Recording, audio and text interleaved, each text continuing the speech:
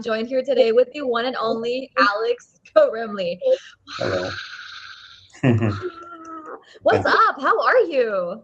That's okay. Thank you. How was your week? Uh, Horrible, but I trust God will move me forward. He's like, And terrible. Thank you for asking. yeah, thanks for asking. I was talking to my friend and she asked me, like, Mhm. who do you have on for the next episode? What's going on? And I was like, you won't believe it. I've got the best of the best. He's amazing. He's incredible. And basically, I was like, she's like, well, what are you guys going to talk about? And I was like, well, have you ever thought about having like a divided US? You know what I mean? Just flat down the middle, kind of like Republicans versus Democrats. She was like, oh my gosh, yes. I talk to my husband about that all the time. Wow. So good news, Alex. You're not the only one that thinks that Yeah, way. I feel good. You're not I feel alone. You're not alone. better. I feel better. Okay, good. So you are, just to give everybody a little bit of information about you, you're an engineer. You're Yeah, originally from Azerbaijan. yeah, Right. You served in the military of the USSR, the armed forces of the KGB. hmm. And so, in other words, basically, you were Border Patrol. It was a border patrol. You were the Border Patrol. Yeah, so we have 250,000 strong military. It is military, Right. not run by a military of Minister of Defense. It's KGB controlled because it's Correct. security, like a homeland security. You have it, right? So something to that extent. So we've Right. been covering the borders, and I was stationed in the border with Iran during Iraqi-Iran war or Oh, Iran wow. war. So I'd love to pick your brain on that maybe later if it comes up. But now you live in Canada. yes. Nice. So, okay. So, you know exactly what it feels like to escape communism. Hmm. Okay. So, then how did you end up? Yeah. What is that? What is that about? Like, how are you in Canada? Okay. Long story short, I was, of course, I was serving as under the KGB armed forces. I was also a member of Communist Party of Soviet Union for the short while until 1989. Then I realized through the having open source information about the real story of Soviet Union and also how American work class is living at that time compared to us, because our propaganda was like we socialists, we're going towards the communists, and we are the best, and we are amazing. Oh my gosh, everything is great. But reality was different, and I by the 1989, reality really hit me in a certain way. So I said, you know what, I don't want to deal with this communist stuff anymore because they lied to my grandparents, to my parents, and to myself because they tell us about all this fake future. It never happened. So I was really disappointed in communism, and I dropped my membership. Uh, When you look back, yeah, 89, that was like, I don't know, I can't do math, but that was like a while ago. that was Um, 37. I think it's 37 years ago. okay. 20, yeah, 37 years ago. That's right. How's it looking? How's it looking right now in Azerbaijan? Well, it's Like, become do you independent. regret coming to Canada or are you very happy Mm, about based on what's Not happened? in general. In the big terms, I'm not regretting. Of course, I have my reservations because when you're born in one country and you just going to a different country, which have no friends, no family members, nobody, that's tough, right? Yeah. So that was difficult from that sense. And of course, Canada, like I came to Canada in 1994 and late September that year, and I'm almost 32 years in Canada now. So the Canada changed a lot since then. It was way better, the calmer place for sure. Hmm. Not the best, definitely. I'm not sure about America at that time. Uh, but nevertheless, the laws changed into the more leftist society, which I was shocked when I first time realized. At the beginning, for first few years, I didn't care about liberals or conservatives being in power, for me, it's everything good because they built this amazing country compared to my country back home at that time. I mean, post-Soviet Union countries were really were in a bad shape. Right now, it's kind of getting better, but again, people struggling, like everywhere, I guess, right? But generally, at that time, it was such a big difference. So for me to come to Canada legally, of course, it was a big step for me, and it took me a few years. I think maybe 3 to 4 years. I think 3 years for sure. I was on the way to Canada. By the way, first I tried to come to US, but I was not accepted because I'm not refugee. I was not refugee at that time. I had no job proposal and I have no relatives. But Canada and Australia actually were taking people based on merit points. So like age, it's adding you some points, your profession, your How old were you? at that time when I was like I was I think when I had my interview I was either 25 or 26, maybe still 25, I think, Yeah. because it took me another year, 26, and I turned, yeah, 22 years ago, like 27. Yeah, about 25-ish when I came in and I had the interview in English. And you can still hear my accent, right? So it don't go anywhere. But Accent? yeah, What accent? I don't know what you're talking about. oh, you know what? How many Americans told me about that you have an accent? They told me like you have a funny accent. Where you came from? Why? Yeah. Yeah, so this is kind of fun. Canadians are not gonna say that. And again, Canadians are you don't know Canadians are so nice. Oh, forget it. but whether Indian Canadians or what Canadians, right? So we have so much mixture. Oh my gosh. Yeah. Yes. The But invasion of the, yes, yes. Okay. So, I mean, if we get into like other countries that have also, you mentioned that America, like you weren't a refugee. However, the US has kind of become a country for people that have been escaping communism. If just like to give some examples, right? It's yeah, like there was Russia back during the 1920s, I believe, and it yeah, was right after World War One. yeah, That's one. And then number two would have to be Cuba during the Cuban Revolution back in the 60s. I mean, technically 59. You know what I mean? And they came, and this was during the Castro regime. And yeah, I believe that John F. Kennedy was president during that time, and he's a Democrat. And then we also have Vietnam. And that was right after the fall of Saigon back in 75. And that was when like the North Vietnam was kind of conquering South Vietnam. yes. So Okay. idea is like when back in the 1990s when Soviet Union collapsed and countries start living separately, and they kind of generally they just dropped the idea of socialism, not anymore. The private property start going private companies start growing up, and people start buying houses or whatever, right?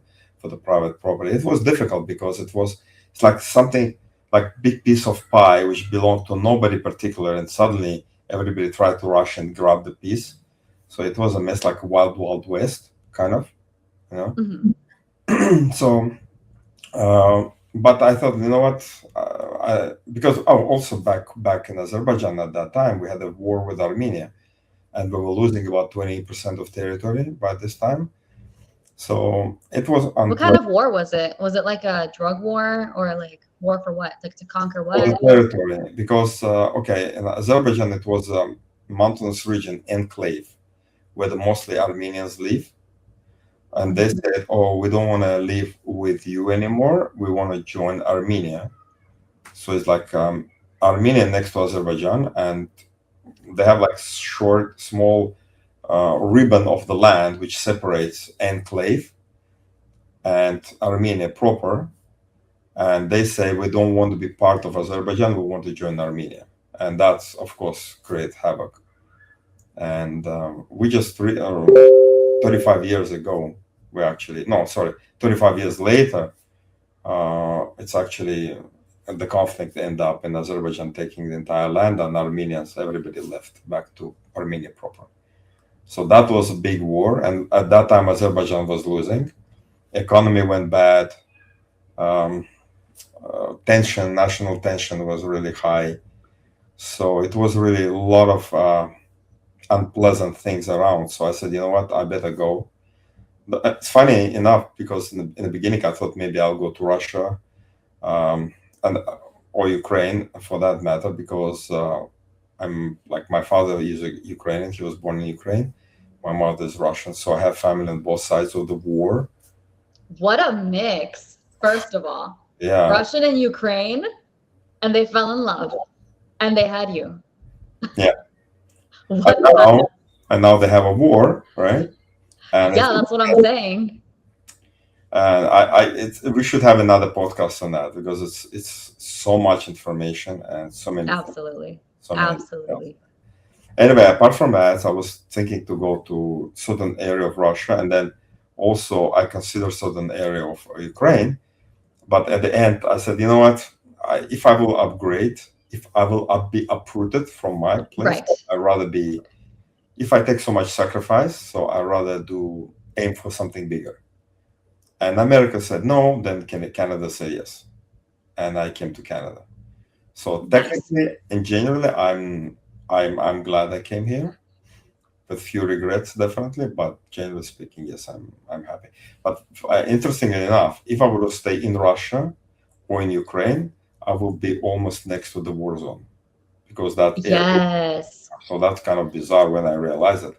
So I could have be there or here instead of Canada. I would be dragged into the kind of Yes, you would have been, yeah, immediately recruited for that war. maybe recruited. Yeah, still Yeah. it can go on.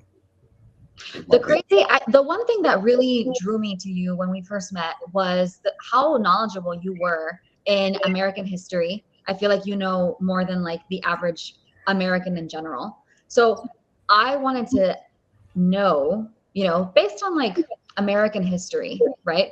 And, in the light of communism still, when do you think it all kind of started going downhill for America?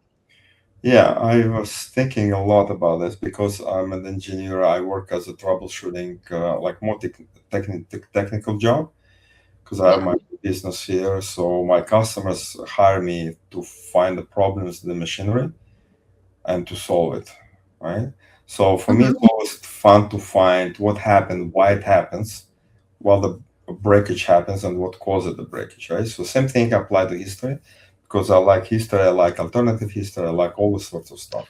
Yeah. Hmm. And I was thinking, and in my mind, it was the Korean War, and specifically October, November, and maybe we can use December as well. So the 3 months specifically when Truman could have made right decision and he didn't, and because of that wrong decision he took, we are American are just really going down hill spiral. Wait, so the first war you lost after the World War II is Korean War, then of course Vietnam, and then all other wars. When you didn't really, when you come in, for example, Afghanistan or Iraq, you change government, but after you leave, the government goes back to original state. That's not victory at all, right? So Afghanistan, who is running Afghanistan? Taliban, the same Taliban whom Americans came Yeah. to depose, right? So then I measure the big success by World War II success results. When Hitler's Germany were decimated, and after Americans left, or still there, but generally speaking, right? So Germany is not Hitler's Germany anymore, or for that matter, Imperial Japan is not that Japan which caused the war in the East to happen. So then I could see America won both wars, of course with allies and everything, but nevertheless it was decisive victory in the East or in the West, because the regime changed, and now Germans and Japanese are allies of America, right? But if you go to Afghanistan or Iraq and you come out from that, and this country is still not your friends, so I consider it lows. Like whatever, it's not victory, it's defeat for me. You In my mentioned something really interesting, which was just to get like back context. The Korean War was back in 1950. And you said that Truman made a huge mistake. Can you talk about that? What Yeah, mistake? because I actually pull out for myself information. I'm gonna give you a little bit of details. Oh, me too. I also have information. Let's compare notes. So the military campaign, the MacArthur start campaign, September 15 to 19 of 1950. It was so-called amphibious landing behind North Korean lines at Incheon. That was brilliant move. Then September 16 to 23, it was a break out from the Busan perimeter. And it was a pincer movement which caused North Korean soldiers run for their lives up north. Hold on, I have a question. You actually like General MacArthur and like his military strategy through a military point of view, of course. Certain things, I know a little bit more about the way he operates in Philippines before, when because he was defeated in the Philippines by Japanese, right? So Yes, that but was he got fired. he came back. Truman fired him. No, then we're talking about different time and different war. The Korean War, Truman fired him for specifically, and we're going to talk about why, right? I don't want to jump the gun. So Okay. I'm saying like this was that campaign from September 15 to about October actually 19, when the U.S. forces captured North Korean capital, Pyongyang. So we talk about the September 15, October 19. So it's like a month. Within a month, it was amazing success. Now I have to go back a little bit of history. So I jump the gun again and I go to the U.S. operation. We have to understand what happened before. In 1950, North Korea decided to take out South Korea. And it was Right. Mr. Stalin who actually prompted North Korean leader Kim Il-sung to go into war. And also, Stalin has in his kind of pocket Mao Zedong of Communist China. So Stalin wants to have a war with America, and that's why when North Korea invaded South Korea and started taking rapidly land, the UN called assembly, and Russia, having the veto power, didn't use it, walk away from that meeting. So therefore, without veto from USSR, the UN decided to send troops to help South Koreans.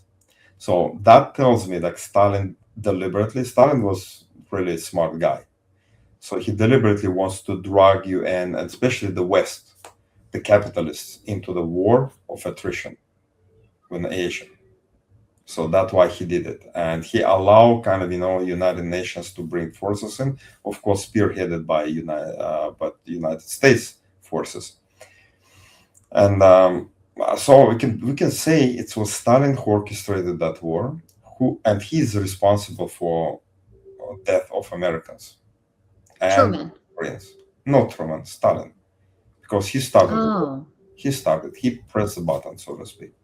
Truman simply reacted, and I think. Well, do you think it was right for him to react in order to protect America? Well, unless you give up and surrender, and next time you give up Alaska and then California, there is no limit. Where you have to draw the line, saying you can't cross the line. Our problem of 20th century, it was a national socialist regime in Germany fighting for the free West or democratic West, more or less, and also fighting international socialists in Soviet Union. So for me, I used to be socialist communist, right? For me now, the boss, anything which has socialism as a part of that, sentence, or it's bad because I know what's behind it. Government control, big government control, limitations. It will be economic downfall. It will be morality will go down. And society will crumble to the certain effect. Then, in order to continue as a society function, somewhat a society, you need more police presence, you need more cameras in the streets, you need more surveillance, and you have to monitor every media, and in UK, I heard a lot of people get sentenced because they just speak something somebody don't like. So that for me, it's indication of socialistic society when it's in my vocabulary, it's anything that you call socialist. This means government control. So the government more control, then you're more socialist. If less government, you are more like free society, which called I don't know why capitalism. So that's kind of Another strong word that you used in the past in our previous conversations, you said that America was becoming Marxist. yeah. Can you explain that? Yeah, somehow after the defeat in the Korean War, Americans get a lot of strange socialistic idea, and it became very powerful in the campuses. And it's been since let's say 60s. So we're talking about 60 years already. The socialism somehow creeping in American society and pollute the minds of the people. Back And in the 60s? yeah, it's all start with what we call sexual revolution and so on. That time in 50s when Stalin was alive, I was just saying the Korean War started everything. And let me go back a little bit because I want to say that within a month, MacArthur managed to liberate North Korean capital. And I think, let me see, by October 24, when he came, like our American forces and UN forces came next to like almost at the border with the China and Soviet Union. Almost entire North Korea, maybe 80% of North Korea, been already liberated. But again, Stalin came in and he told Mao Zedong to send Chinese troops to support North Korea, and Mao was That's very right. China was involved in 1950. yeah. So he was involved, but Stalin said, "Don't worry about it," because I think in the beginning Mao was concerned about America defeat him, but Stalin said, "Don't worry. Yeah. I know these Americans, something like that. They won't do that." Guess what? He was right. So now what happened is Truman, not Truman, MacArthur tried to start offensive back when like November 25, 24 to 25. So he launched the final offensive, but Chinese counterattack, and it was the first I won't say skirmish, but it was kind of probe. They probe US about like October 25 to probably November 5. They've tried to do something, an attack, but it was not taken seriously. And you mean they were trying to strategize they some type of sort of see what's going on, attack, how the and it Americans didn't work out. and Americans didn't react the way, and they said, "Oh, great, we're gonna have a full offensive," and massive Chinese counteroffensive started November 25, which is just day after MacArthur order attack or the final liberation of North Korea, because at that strip of land, let's say 20% for argument's sake, of North Korea was already infested by Chinese soldiers, and they drove the Americans and UN forces all the way down south. So now I noticed that I checked that it was basically 8,516 people who from American soldiers died before that moment.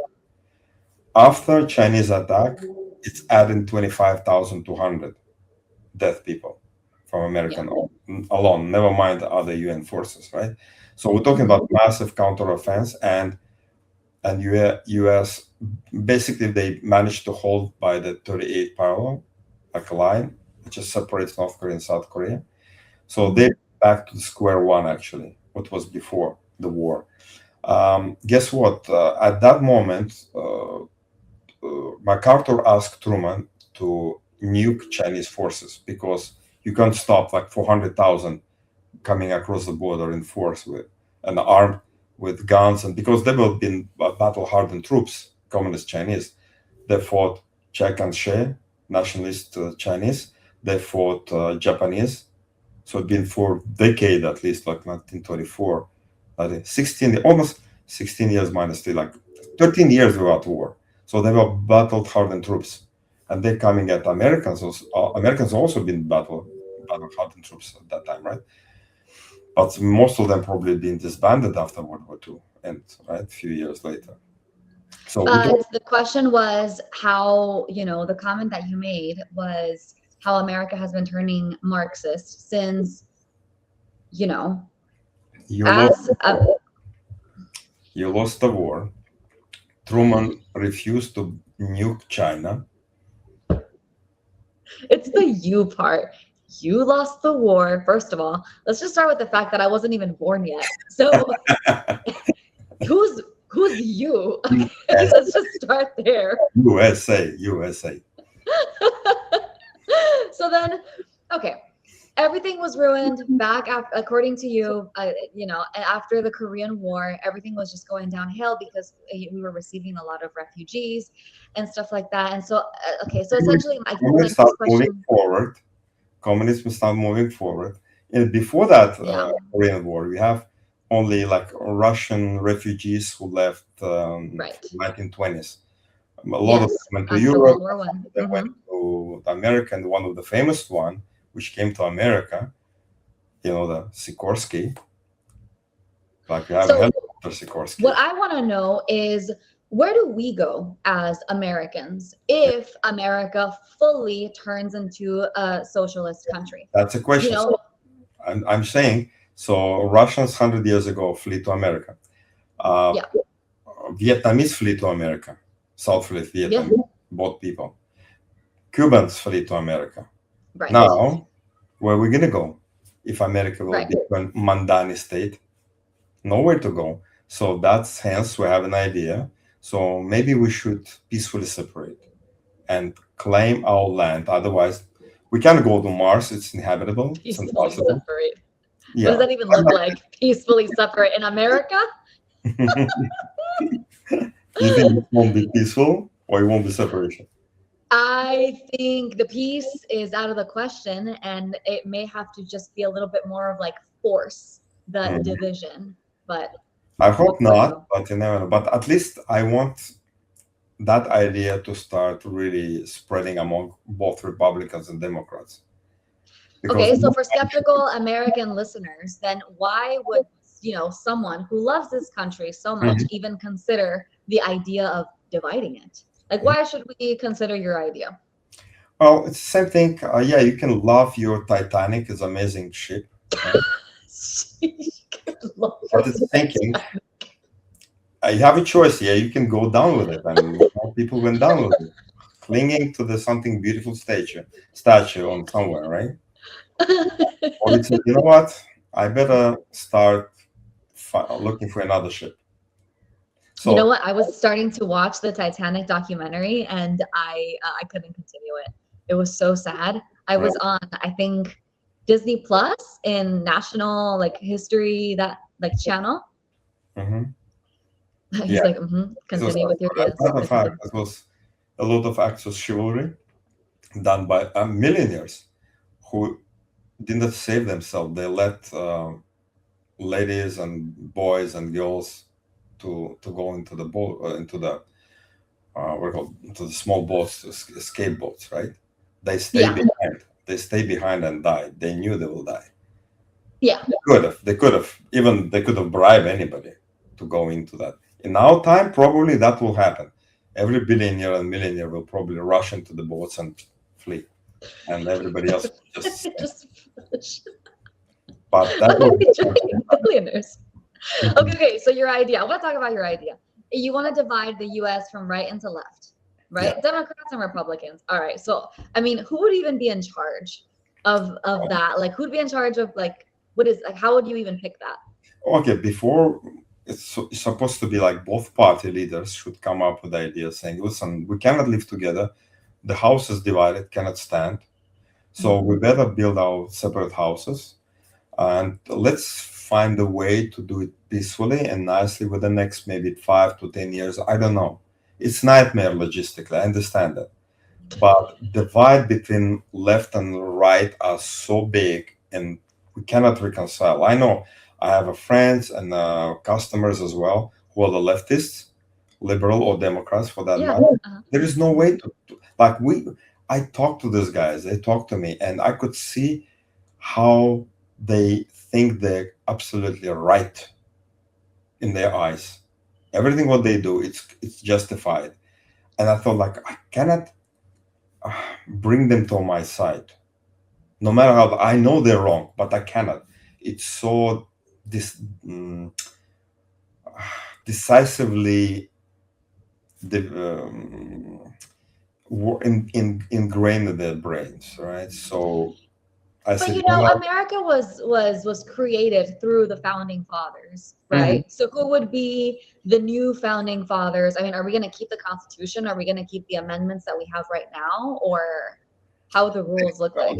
The constitution should be definitely based, but it should be rewritten. It should be absolutely new constitution Why? because 250 years ago it was different society, totally It different was. landscape of everything. Political landscape was different. No Marx yet. No other Right. groups who can come and say, you know what, I don't want to live in that country. I want to bring my culture, right? Right. Because melting pot didn't really work, and we know it didn't work. We'd like to. Some people do. Like when I came to Canada, I don't want to bring back Soviet Union mentality with me. I just want to shred it, and I want to accept Canadian or Western values, and I want to rule. I want to live by the rules and regulations. Mhm. So that's And why adapt to it. came. Yeah. I suffered a lot. It took me, let's say, for sure 3 years. Suffer what? You suffered in Canada? No, back just to come. Can you imagine to just process to come? Yeah, It's you were a lot. 26. That's really young. I'm It's not easy. 29, and It's I'm not easy. thinking about it. It's giving me a headache. So, like, it's crazy. All right, let me see. So are we gonna have new founding fathers, or should we work with what we've got right now, hypothetically speaking? We have Democrat Party. well, we have AI, by the way. We could draft better constitution, smarter constitution, based on shortcomings. So we see for last 250 years, right? We can Facts, better. but also people need to like who's gonna make the decision. So what if we make a list of the Democrats and then with the Republicans? Yeah. Okay, fine. So if we choose the Republican, not we, but like let's just if we work with what we have, which is like the government 2.0, right? It would be like for the Democrat Party, Hakeem Jeffries, Okay. Chuck Schumer, Okay. your favorite, Alejandra Oh my Ocasio-Cortez. so amazing. Her smile is amazing. Every time she said like, I like when she said like. It's In amazing. every sentence. Oh my God. I think Cory Booker. Okay. And then Elizabeth Warren. But in the previous network that I used to work for, I had a host that would call her Pocahontas, which was like fake Pocahontas. So, okay, do you like that list for the Democrat Party, or did you want to cut it out? It's there. It's whatever they like. Please, just I'm happy with them. If they're happy, you're like, do whatever you want. I don't want to be a part of it. Exactly. Okay, fine. But if we do the Republican list, it would be like, okay, Trump. I mean, is that okay? Like President Trump? Yeah, I don't know. It's Think hard. about it. Hold on. Wait. President Trump. We got obviously Melania Trump. Well, if we have AOC over there, we can have Melania here. Sure, no problem. Okay, cool. We got JD Vance. We got Speaker Mike Johnson. Okay, Jim Jordan. Mm-hmm. Okay, I'm stuck between Jim Jordan and Markwayne Mullin.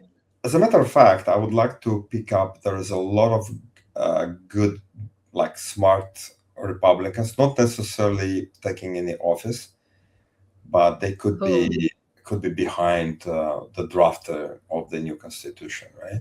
Who? So, let's say Pompeo. I like Pompeo, for example, or Mike Pence. He's a solid guy. Oh, Mike Pence. So who would you replace out of the Republican list? Nikki Haley. I personally like Nikki Haley and DeSantis because but those are governors. I'm talking about people from the Senate and the House. But I'm just saying to you, like, all we need to bring people who has like brain working very well. and they will draft constitution. Their brains are working really well. I mean, yeah, sure. Their brains are working just fine. Sounds good. So then okay, so hypothetically, if we keep rolling with the idea, so that we have our two governments, right? The Republican and the Democrats. We got the list. Okay, cool. So then obviously the nation cannot be split right away. It's got to be presented to the nation. So let's just say like it's the new announcement is gonna go up on January 1st of 2027. Yeah, two constitution bill drafted and presented to all people to look for, let's say, for next 3 months. Everybody who care or read it, discuss it, debate it, and think over, should I go with this constitution or with that constitution? That's it, left, right. And then we have a referendum, like when people actually could vote and say, you know what, I want a democratic values or I want Republican values. And based on that, I know it will be nightmare logistically how to draft because you have a house in a predominantly democratic area. What are you going to do? Now it will be another country. Should you stay? Should you leave? But I think with all the hassles and problems which that will create, it could serve the greater good at the end, because I'm aiming at the group, let's say 10, 20 years from now. I want to see the main problem that we're having right now in our nation is voter ID.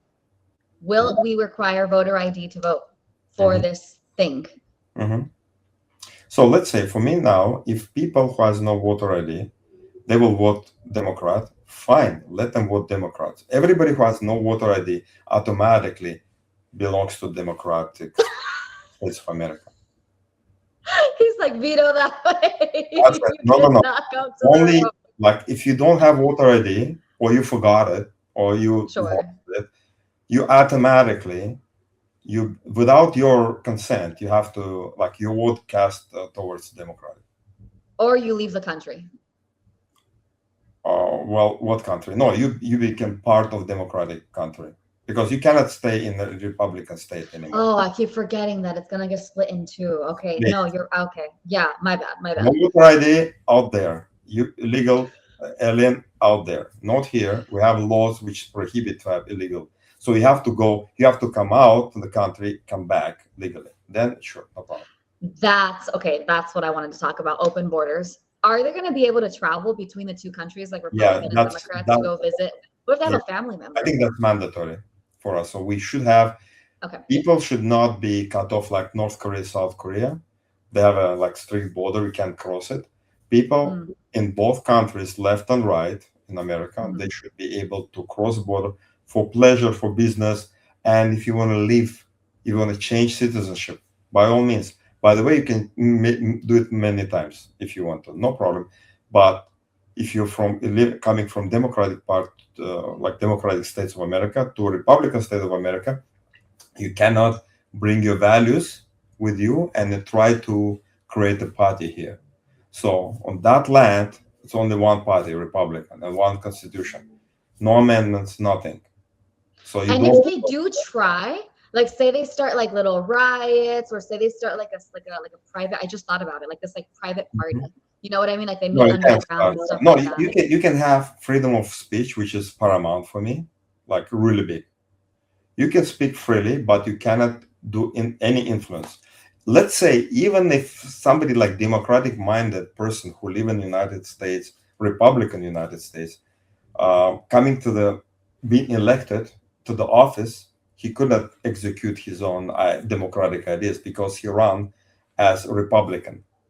Maybe he hides it for himself because he has a different idea, but he shall to serve under the Constitution, under the law. Or just go to another country, no problem. It's free. It is free. You're right. Of course, it's a lot of things should be thought about how the procedure could run in so many cases, because it's not easy. It's havoc. It will be disaster, honestly. Yeah, I was telling my friend, actually, the one that was asking about how this episode is going to go, and she was telling me that her husband was making the comment of like, well, you know, if it gets split down the middle, R versus D, it's like the Democrat Party is going to be like absolutely horrific and just disgusting. Just like imagine like the Not infinite my amount of problem.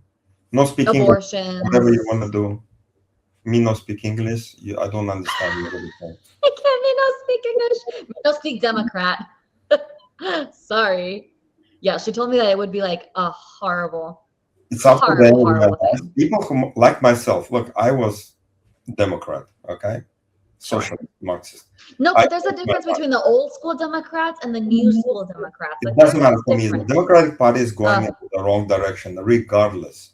Well, now since they're a little bit more progressive and like really weird about like a lot of things, You know like what? allowing child mutilation, like that's Yeah. crazy. See, when you have a like lion cub, he's so cute. You play with it, right? When it became a lion, it will rip you apart. So that's all Democratic Party growing up into the monster, because that's genetic. Nothing you can do about it. So whatever So happened then, to the Democratic Party like 60 years ago, put them on a downhill from my position. They're not so then, progressives, they're regressives. We are progressives. They are not progressive. Funny, in Soviet Union, we call ourselves progressives. really? Yeah. All progressive people on the planet, which is on our side, demand the peace against imperialism, against US and da da da da da da da. It was called, word progressive was very much in our vocabulary, and it's now into your Democratic Party vocabulary. So I said, oh, that's a transplant, copy paste, like any other ideas. I couldn't believe, honestly, when I left for ex-Soviet Union in 1994, Mm-hmm. and I came here, I never in my life thought like it would be more socialistic. Like I saw the ruins, I saw what happened, the result of Right. socialists for 70 plus years. And you like, you dumb, you want to go there? Are you kidding me? Yeah. No, I couldn't believe it. And now I'm like, I'm horrified. Like that's why I'm saying, guys, I think we should peacefully separate. To like, you want to live under your rules, fine. Like I don't want to pay for your you have a free stores, Mandani in New York, sure, but it's not from my pocket. It's from somebody else who supports your idea. And I don't want you to pay for my capitalistic ideas or whatever, right? So we split and we've been independent financially from now on. I mean, the goal of Marxists at the end of the day is to get to communism. However, they do see the point of view of socialism being a necessary, like, transitional stage. Yeah. So I guess, so like moving forward, I was listening to Fox News, and they were saying that the Democratic Socialists, there's like a rising of them ahead of the midterms coming up in November, right? Mhm. And so Mamdani, being the socialist mayor that he is now for New York, he endorsed 3 state candidates, 2 of them that are known for being proud Democratic Socialists. So my question to you is, this happened on Tuesday. Would you consider what happened on Tuesday just a normal, progressive, quote unquote, New York City, and just take it like a grain of salt? Or should there be like a higher level of concern for the example that Mamdani is setting? Because according to Fox, this is causing a lot of headaches for Democrats like Hakeem Jeffries and Chuck Schumer's that are not Democrat socialists. They're just regular They're Democrats. still socialist Democrat, no matter what. So, in my opinion, But they don't claim themselves to be that. but they paved the way for the people like Mandani and AOC and Ilhan Omar, and they paved the way. They hold it. This everything what happened with BLM, everything with DI. There is no mercy, no prisoners. Okay, there is nothing. I have no shared value with these people. I don't want to be with them. I don't want to sit in the same classroom or work in the same office. I don't want them near me, simply. So they could say, "Oh, we didn't expect that Mandani to come. We're mild." No, you mild. Like Schumer, I know Schumer. I seen him. I heard him talk. He's nowhere near. I don't want to meet this guy. Never mind Mandani.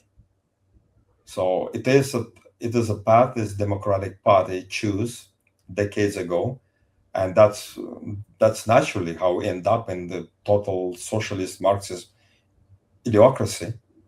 And for me, I don't want to be like, definitely, if we're not going to split country, if you're not going to split America, So then you're gonna have a headache.